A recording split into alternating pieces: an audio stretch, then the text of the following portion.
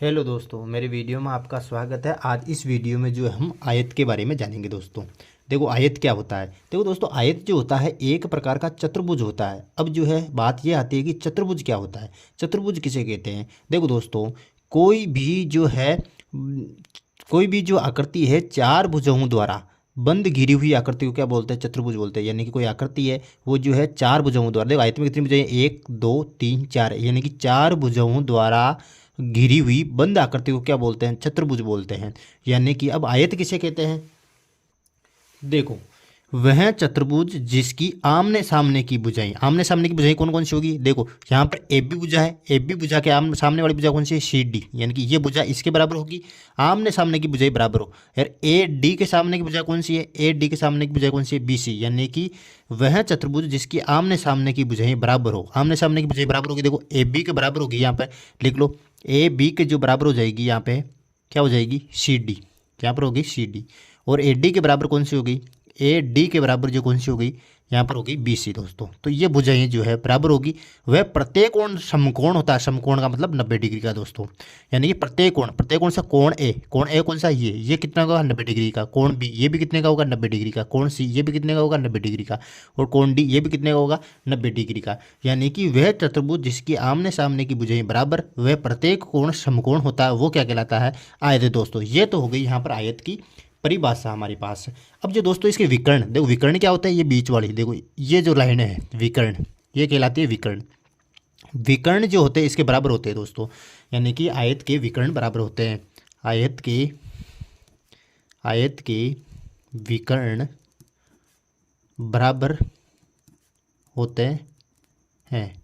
अर्थात हम क्या लिख सकते हैं, ए सी बराबर होता है बी डी के। यानी कि ए सी जो विकर्ण है वो बी डी के बराबर होता है। तो हम ये भी जान लिया कि इसके विकर्ण क्या होते हैं, बराबर होते हैं। तो ये जो है मैंने आयत के बारे में सब कुछ बता दिया। अब जो हम जान लेते हैं आयत का परिमाप क्या होता है दोस्तों। आयत का परिमाप दोस्तों, परिमाप का मतलब होता है दोस्तों बाउंड्री की लंबाई। यानी कि कोई आयताकार खेत है आपका, देखो आयताकार खेत है मान लो ये है आपका, इसकी जो बाउंड्री है ये बाड़ है, ये मान लो, इसकी जो लंबाई को बोलते हैं परिमाप दोस्तों। ये जो बाउंड्री की लंबाई, केवल और केवल बाउंड्री की लंबाई को क्या बोलते हैं, हम परिमाप बोलते हैं। तो इसका जो सूत्र है, यदि आपको बाउंड्री की लंबाई ज्ञात करनी है, आयताकार कोई भी चीज़ हो आयताकार, उसकी बाउंड्री की लंबाई ज्ञात करनी है, तो आयत का परिमाप लगाना है वहाँ पर। आयत का परिमाप का सूत्र होता है 2 कोष्टक लंबाई प्लस चौड़ाई दोस्तों। लंबाई को L से संकेत करते हैं और चौड़ाई को B से संकेत करते हैं, ये भी आपको ध्यान रखना है। यदि हम L और B की तरह लिखे तो L 2 कोष्टक L प्लस B जो है इसका परिमाप यहाँ पर हो जाएगा। अब चलते हैं हम आयत का क्षेत्रफल क्या होता है दोस्तों। आयत का क्षेत्रफल देखो दोस्तों, आयत का क्षेत्रफल क्या होता है, लंबाई गुणा चौड़ाई। ये जो है आयत का हमारे पास क्षेत्रफल होता है। क्षेत्रफल किसे कहते हैं, देखो दोस्तों ये आयताकार एक खेत है, यहाँ ये अंदर का जो एरिया है दोस्तों, ये जो क्षेत्र है अंदर का, इसको यदि आपको ज्ञात करना है क्षेत्रफल को, तो आपको जो है ये सूत्र लगाना है लंबाई गुणा चौड़ाई, यानी कि L गुणा B। ये जो होता है आयत का हमारे पास क्षेत्रफल हो गया।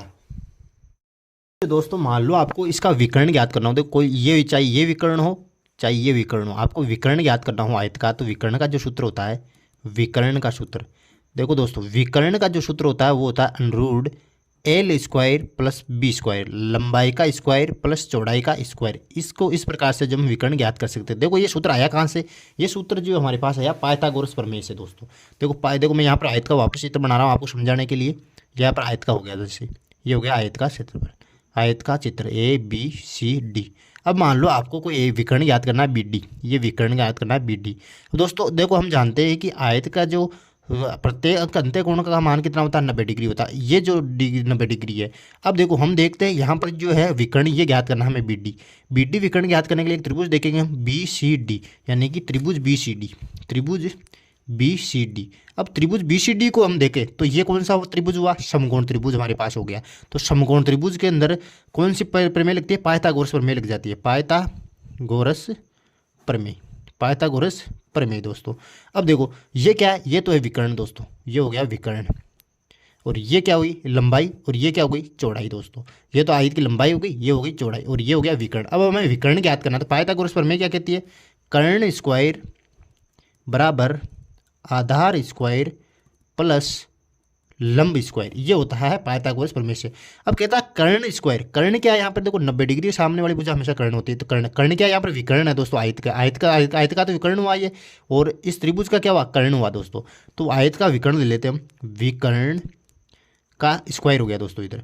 आधार क्या है, आधार यहाँ पर आयत की लंबाई है दोस्तों, यहाँ पर होगी एल स्क्वायर, और लंब क्या हुआ, लंब होगी यहाँ पर चौड़ाई, ये हो गया बी स्क्वायर दोस्तों। अब देखो ये विकर्ण का स्क्वायर उधर जाएगा तो क्या हो जाएगा, विकर्ण का स्क्वायर उधर ज्ञात क्या हो गया, L square plus B square, root में चेंज हो गया। तो ये जो है विकर्ण ज्ञात करने का हम आपके पास जो है सूत्र हो गया। तो इस वीडियो में जो है मैंने आयत के बारे में जो है सारी जानकारी आपको दे दी है। और यदि मेरा ये वीडियो आपको पसंद आया तो please like share and comment and don't forget to subscribe. Thank you.